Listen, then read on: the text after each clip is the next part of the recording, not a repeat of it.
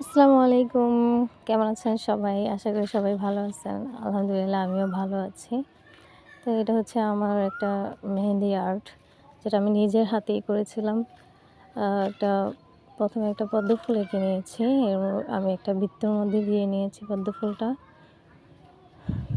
এটা হচ্ছে আপনাদের চাইলে ঈদের জন্য করতে পারেন। এটা খুবই একটা সিম্পল মেহেন্দি আর্ট, যেটা করতে আমার বেশি সময়ও লাগে নাই। খুব ইজি ছিল। এটা সবাই চাইলে আঁকতে পারবে। এরকম একটা আর্ট আরকি।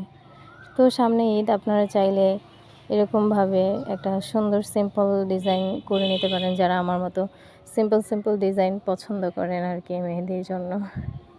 আমিও খুব সিম্পল মেহেদি পছন্দ করি। গর্জিয়াস মেহেদি তেমন একটা ভালো লাগে না। তাই সবসময় সিম্পল মেহেদিটাই প্রেফার করি। এই যে আমার মেহেদির লাস্ট ফাইনাল লুক। আমার ভিডিও দেখে ভালো লাগলে অবশ্যই কমেন্ট করে জানাবেন কেমন হয়েছে।